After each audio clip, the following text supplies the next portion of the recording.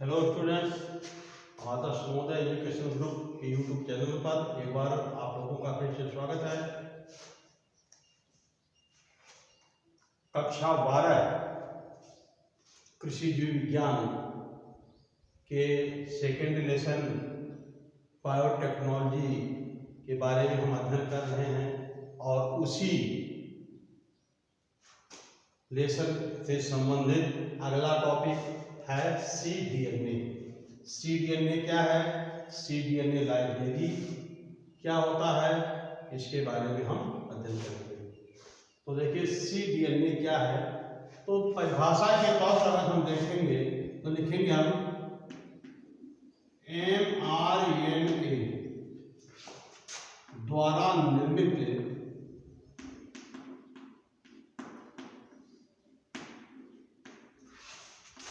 DNA को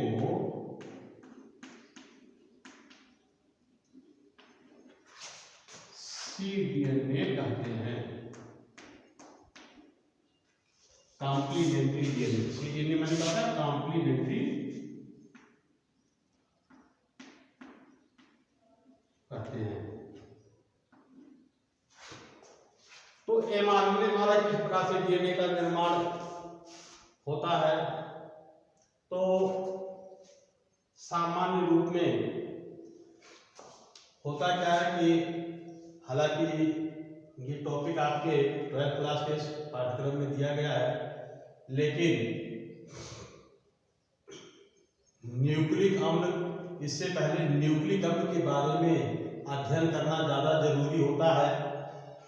nucleic अम्ल क्या है, डीएनए रेप्लिकेशन के बारे में आपको जानना जरूरी होता है। इसके बाद ट्रांसक्रिप्शन, ट्रांसलेशन के बारे में आपको जानना जरूरी होता, तभी आप इन चीज़ों को अच्छी तरीके से आप जान सकते हैं। लेकिन ये सारी चीज़ें आपके ना तो 11th क्लास के पाठ्यक्रम में दिया गया है और ना ही 12th क्लास के पाठ्यक्रम में ये सारी चीज़ों को दिया गया। सीधे डायरेक्ट ला करके उतार दिया गया है cDNA। तो या डीएनए से संबंधित टॉपिक ला करके सीधे डायरेक्ट उतार दिया गया है, जबकि डीएनए क्या होता है इसके बारे में आपको नहीं बताया गया है 11th क्लास में या 12th क्लास के किसी चैप्टर में।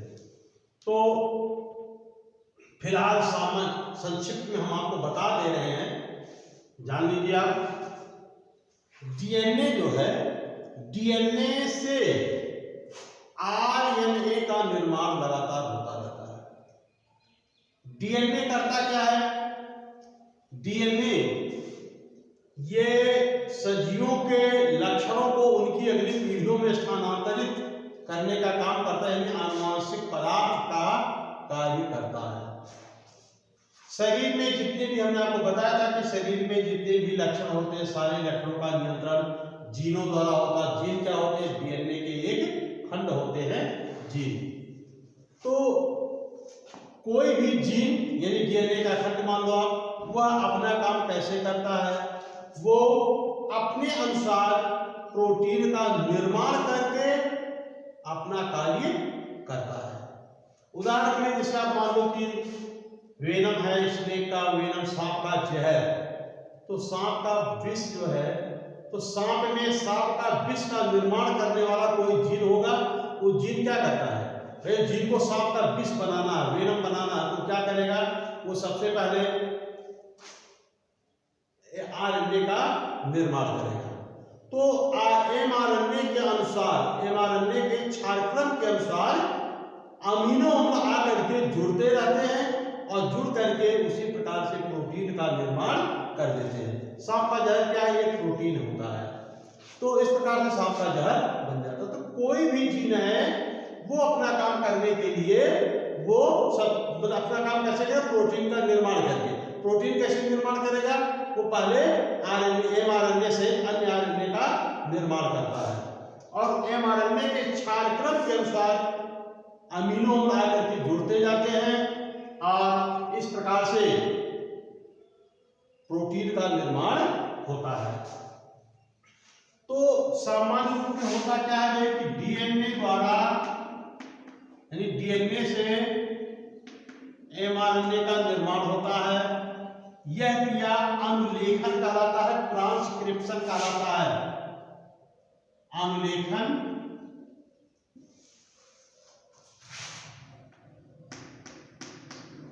डीएनए से एमआरएनए का जो ये क्रिया ट्रांसक्रिप्शन कहलाता है।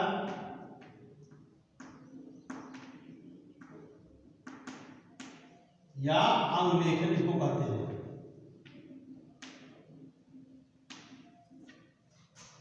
तो डीएनए से एमआरएनए का निर्माण ट्रांसक्रिप्शन, और एमआरएनए से पुनः डीएनए का निर्माण, ये जो है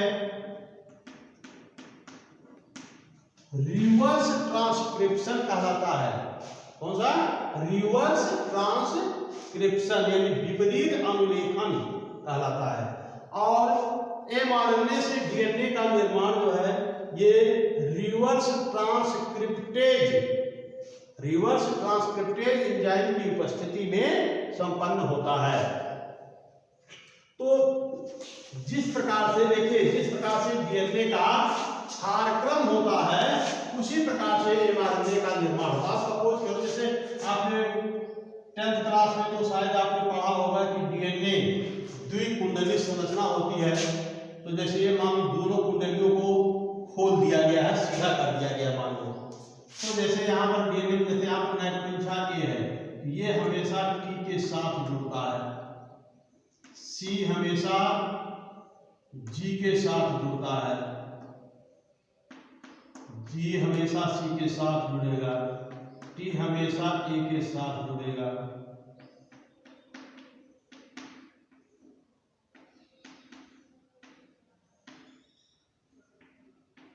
A T C G T A C। देखिए ये मान लो डीएनए का क्षार अनुक्रम है। तो जब एमआरएनए का या आरएनए का निर्माण करना होता है तो होता क्या कि डीएनए के दोनों सूत्र खुल करके अलग हो जाते हैं, केवल एक ही सूत्र जो है अनुलेखन में भाग लेता है। तो अब मान लो ये सूत्र हट गया है, सपोज करो ये सूत्र हट गया है यहां से, अब केवल एक ही सूत्र का अनुलेखन होगा, यानी कि ये जो आरएनए बनेगा तो यहां पर अगर जो ए है तो चूंकि आरएनए में थायमिन की जगह पर साइटोसिन होता है, सॉरी थायमिन की जगह पर यूरेसिल होता है आरएनए में, तो यहाँ ए है तो यहाँ पर यू आ जाएगा, सी है तो जी, जी है तो सी, ए है, टी है तो ए, टी है यहाँ टी है तो ए, सी है तो जी, ए है तो यहाँ पर यूरेसिल आ जाएगा, जी ए जी। देखो ये जो है आरएनए है। तो आपने क्या देखा कि डीएनए, और ये डीएनए का चलिए डीएनए के क्षारक्रम के अनुसार एमआरएनए के क्षारक्रम का निर्धारण होता है, यही कहलाता है अनुलेखन। यानी डीएनए से आरएनए का निर्माण होता है, एमआरएनए का निर्माण होता है। लेकिन कृत्रिम रूप से वैज्ञानिक जो है इस एमआरएनए से डीएनए का भी निर्माण कर रहे हैं रिवर्स ट्रांसक्रिप्टेज एंजाइम की उपस्थिति में, और यही क्रिया कहलाता है cDNA। यानी इस प्रकार से निर्मित डीएनए को कहते हैं cDNA, और यह तकनीक जो cDNA टेक्नोलॉजी कहलाता है। तो एमआरएनए से निर्मित डीएनए को cDNA कहते हैं, और cDNA जब बन गया तो इस cDNA की बहुत सारी कॉपियां बनाई जाती हैं, और इन कॉपियों को जिस जगह पर संग्रहित किया जाता है उस संग्रहित वह संग्रहालय जो है cDNA लाइब्रेरी कहलाता है। cDNA library. तो cDNA लाइब्रेरी क्या है? एमआरएनए से निर्मित डीएनए को cDNA कहते हैं, और इस प्रकार से cDNA प्रतियों का संग्रह cDNA लाइब्रेरी कहलाता है। ये हो गया। एक शब्द है प्रोटोप्लास्ट। प्रोटोप्लास्ट किसे कहते हैं?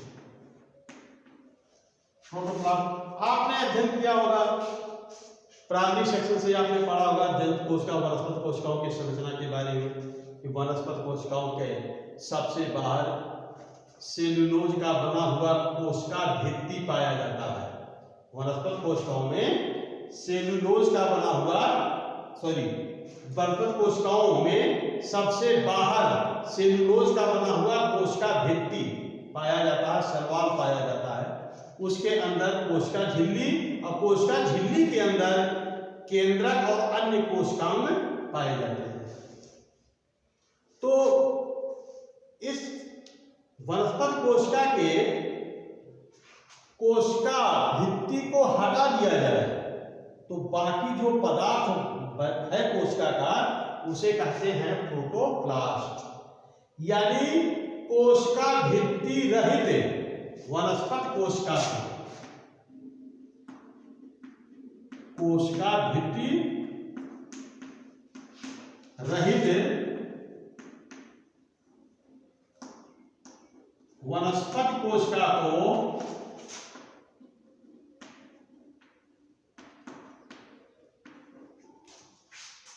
प्रोटोप्लास्ट कहते हैं। ध्यान रखना, अगर कहीं आपने वनस्पति कोशिका हटा दिया वनस्पति को तब आपका गलत हो जाएगा। कहीं आपने ऐसा लिख दिया ना कोशिका भित्ति रहित कोशिका को, तब आपका प्रश्न गलत जाएगा। इसलिए कोशिका भित्ति रहित वनस्पति कोशिका को प्रोटोप्लास्ट कहते हैं।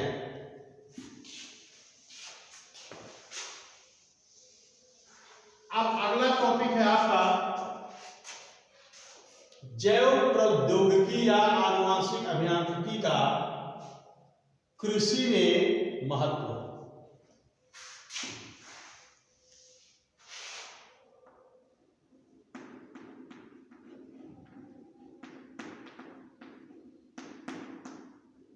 आनुवांशिक अभियांत्रिकी का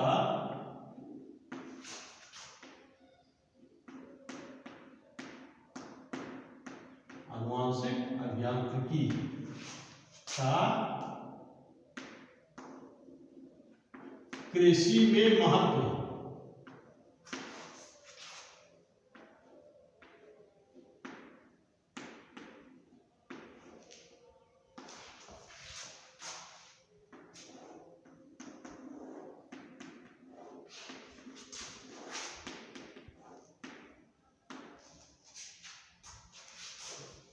तो इसके बारे में हमने तो थोड़ा बहुत पहले भी हमने आपको बताया है कि आनुवांशिक अभियांत्रिकी का कृषि में क्या महत्व है।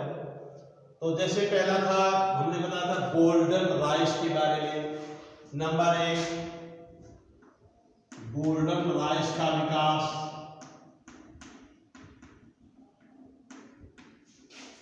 गोल्डन राइस का विकास।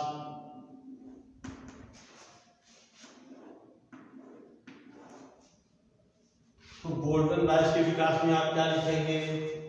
गोल्डन राइस एक पराजीन चावल की पराजीनी प्रजाति है। गोल्डन राइस में कार्बोहाइड्रेट के साथ साथ विटामिन ए भी प्राप्त होता है। गोल्डन राइस का विकास कैसे किया गया? यानी डैफोडिल पौधे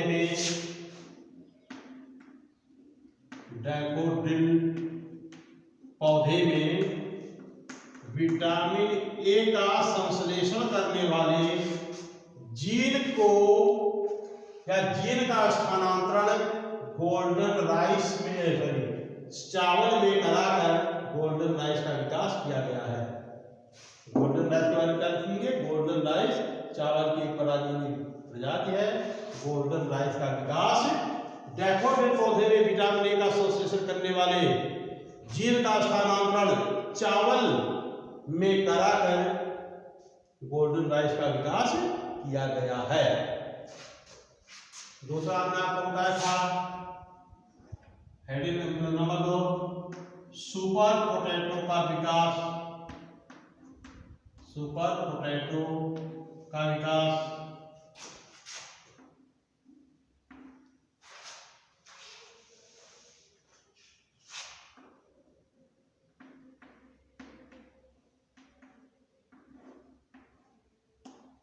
सुपर पोटैटो का विकास।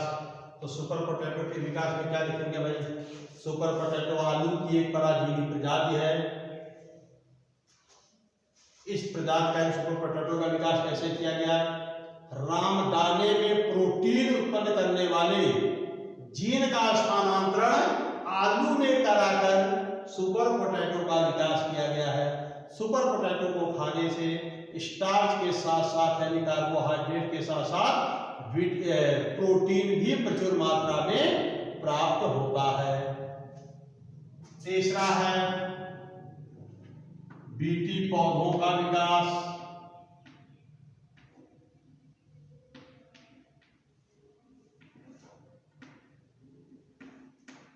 बीटी पौधों का विकास। तो इसमें क्या लिखेंगे भाई? बीटी पौधों में बीटी पौधे क्या होते हैं? हमने आपको पहले भी बताया था। वह पौधा जिसमें बैसिलस thuringiensis जीवाणु का क्राइजीन स्थानांतरित कराया गया हो। वह पौधा जिसमें बैसिलस thuringiensis जीवाणु में पाए जाने वाले क्राइजीन का स्थानांतरण कराया गया हो। या सामान्य कैसे बोलो? वह पौधा जिसमें क्राइजीन का स्थानांतरण कराया गया हो बीटी पौधा कहलाता है। ये पूर्ण परिभाषा नहीं है। बैसिलस thuringiensis शब्द लिखना आपके लिए जरूरी है।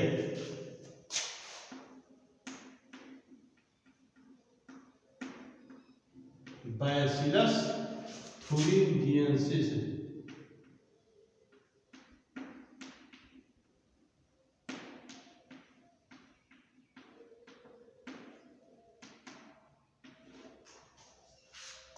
यानी एक जीवाणु है, बैसिलस thuringiensis उसका नाम है। इस जीवाणु में क्राई प्रोटीन का निर्माण होता है। क्राई नामक प्रोटीन, क्राई प्रोटीन का निर्माण होता है। इस क्राई प्रोटीन को अगर कोई कीट खाता है तो कीट मर जाता है। तो वैज्ञानिकों ने क्या किया कि बैसिलस thuringiensis जीवाणु में क्राइजीन का निर्माण करने वाले जीन को निकालकर विभिन्न फसलीय पौधों में स्थानांतरित करा दिया है। इन पौधों को बीटी पौधा कहते हैं। यानी कि वह पौधा जिसमें बैसिलस thuringiensis में पाए जाने वाले क्राइजीन का स्थानांतरण कराया गया हो बीटी पौधा कहलाता है। तो बीटी पौधे का विकास किस प्रकार किया गया वो मैंने आपको बता दिया। अगला मार्क्स देखिए,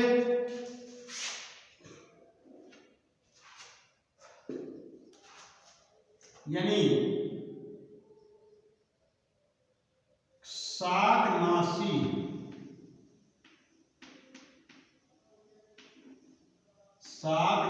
प्रतिरोधी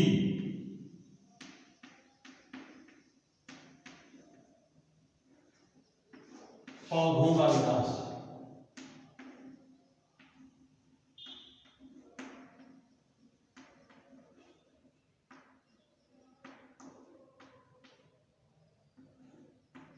अब देखिए शाकनाशी प्रतिरोधी पौधों का विकास। तो प्रायः अभी हम क्या देखते हैं कि किसान जो है अपने खेत में खरपतवार को नष्ट करने के लिए रासायनिक शाकनाशियों का प्रयोग कर। शाकनाशी किसे कहते हैं भाई? यानी शाकीय पौधों को नष्ट करने वाले या शाकीय पौधों को नष्ट करने वाले रासायनिक पदार्थों को शाकनाशी कहते हैं। अब इसमें शाकनाशी जो यूज किया जाता है खरपतवार नाशी का उपयोग करते हैं, यानी खरपतवार को नष्ट करने वाले रासायनिक पदार्थों को। तो वर्तमान में किसान जो है अपने खेतों से खरपतवार को नष्ट करने के लिए रासायनिक शाकनाशी यानी खरपतवारनाशी का प्रयोग करता है। इस शाकनाशी का कई पर्यावरणीय दुष्प्रभाव होते हैं। एक तो पर्यावरणीय दुष्प्रभाव होता है और दूसरा जिन पौधों में या जिस फसलों में शाकनाशी का उपयोग कर दिया जाता है उन फसलों की जो उत्पाद की जो गुणवत्ता है वो भी कहीं न कहीं प्रभावित होती है। तो वैज्ञानिकों ने सोचा कि कुछ ऐसे शाकनाशियों का विकास किया जाए जिनका पर्यावरण पर दुष्प्रभाव ना हो। तो इस क्रम में एक शाकनाशी का पता लगाया गया जिसका नाम है ग्लाइफोसेट।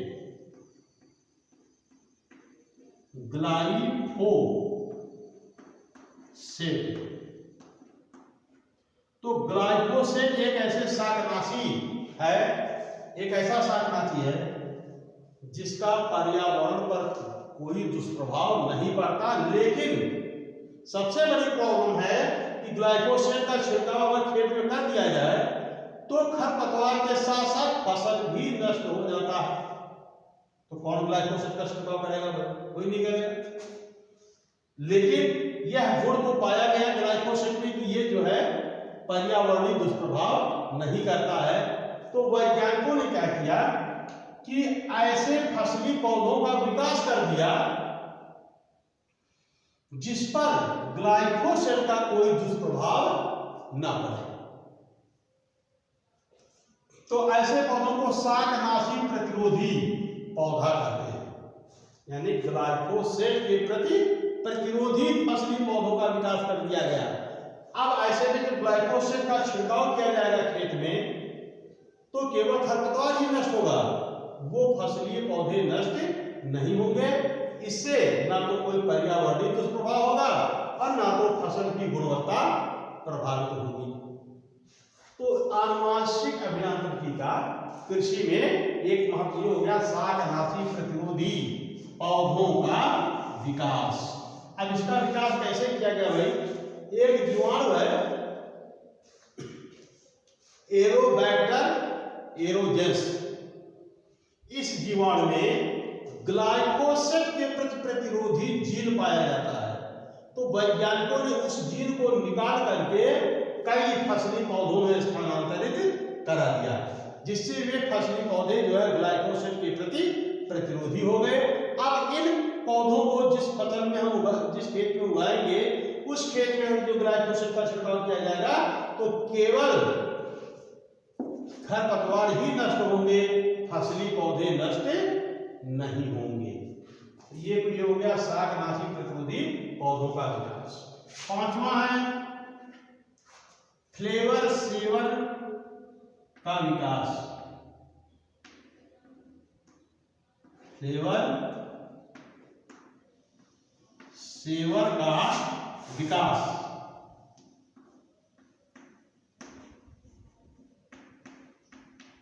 फ्लेवर सेवर क्या भाई?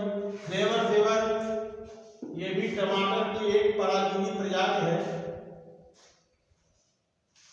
इस टमाटर की प्रजाति की विशेषता है कि इसकी कोशिका भित्ति काफी मोटी होती है। अगर इसको सामान्य रूप में दीवार पे टकराया जाए, पटका जाए तो ये गेंद की तरह उछलता है। जल्दी ये सड़ता नहीं है, यह स्वादिष्ट होता है। ये फ्लेवर सेवर की विशेषता है। क्या बताया हमने? फ्लेवर सेवर टमाटर की एक परागीनी प्रजाति है। फ्लेवर सेवर की कोशिका भित्ति मोटी होती है। इसको जमीन पर सामान्य रूप में पटकने पर ये गेंद की तरह उछलता है। ये जल्दी सड़ता नहीं है और ये काफी स्वादिष्ट होता है। ये हो गया फ्लेवर सेवर का विकास। अगला है छठा पॉइंट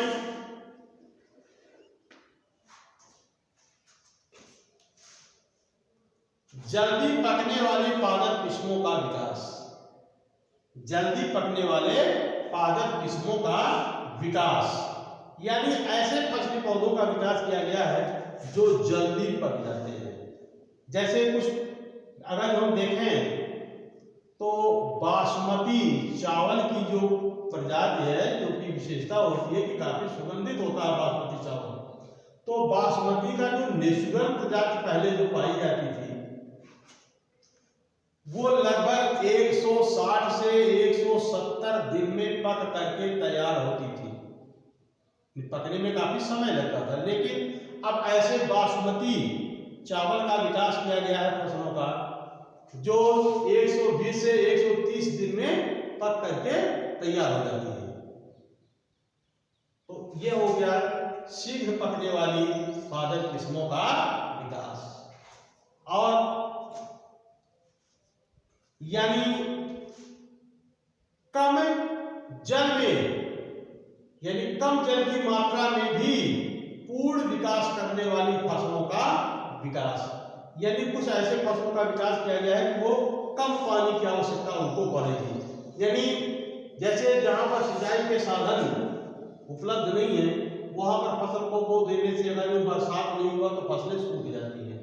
तो इस चीज को ध्यान में रखते हुए ऐसे फसली पौधों का विकास किया गया है जो कि यानी सूखा प्रतिरोधी, इनको हम क्या कहेंगे, सूखा प्रतिरोधी पादप किस्मों का विकास, ऐसे किस्मों का विकास किया गया है जो कम पानी में भी अपनी अच्छी विकास कर सकते हैं।